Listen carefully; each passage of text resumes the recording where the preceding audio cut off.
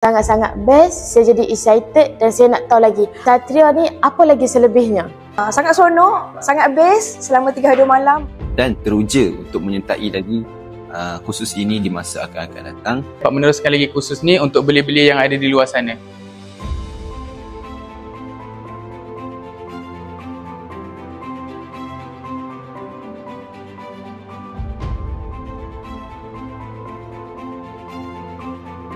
So Alhamdulillah selama 3 hari 2 malam dalam kursus ni banyak perkara yang saya dapat. Contohnya kita belajar tentang ilmu-ilmu kesukarelawanan. Saya dapat pengalaman baru, saya dapat kawan-kawan baru dekat Melaka sini dan ada perkara-perkara yang kita pernah dengar dan kat sini kita refresh balik tentang ilmu-ilmu dan juga elemen-elemen sukarelawan.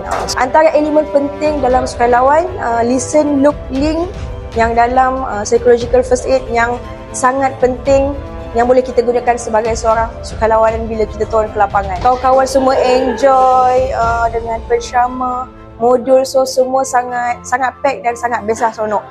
Excited untuk tahu tentang more and more tentang volunteer. Ke mana lagi volunteer ni boleh pergi, bukan skop yang kecil saja, volunteer ni luas, banyak benda yang kita boleh explore lagi. So sangat seronok, sangat best. Apa yang saya dapat saya nak cerita dekat sini. Kira slot-slot yang paling saya suka ataupun yang saya dapat lah ialah slot pengurusan banjir daripada Nakmo.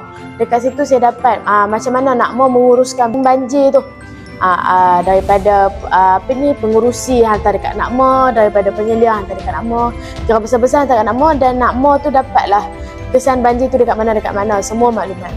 Apa yang saya dapat daripada kursus ni,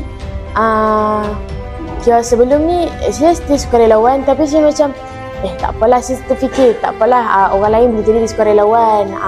Saya ni macam saya pengen bila saya masuk sini macam okey, lepas saya dapat saya nak lagi kalau boleh, kalau kata ada lagi kursus-kursus macam ni saya nak join lagi. Sebab apa? Sebab best dengan uru-uru setia semuanya bagus-bagus, makanan sedap. Kursus asas sukarelawan ini dapat membantu ramai belia-belia yang ada di Malaysia ni untuk membina jati diri dan juga mendapatkan ilmu-ilmu baru untuk digunakan di luar nanti. Apa yang boleh saya rangkumkan kesemuanya adalah banyak ilmu yang baru saya dapat dan juga ada juga ilmu yang saya telah pelajari sebelum ni. Sangat terharulah dapat join kursus ni sebab banyak ilmu yang baru saya dapat. Antaranya adalah asas bantu mula terutamanya, iaitu dari CPR dan juga penggunaan AED. Saya sejujurnya nak jadi sukarelawan tapi saya tak tahu mana nak kursus ataupun mana-mana pendapatan yang kita boleh jadi sukarelawan. Jadi apabila saya menyertai program kursus asas ini, saya dapat banyak ilmu dan juga pengalaman yang banyak daripada urus setia dan juga penceramah-penceramah yang hebat.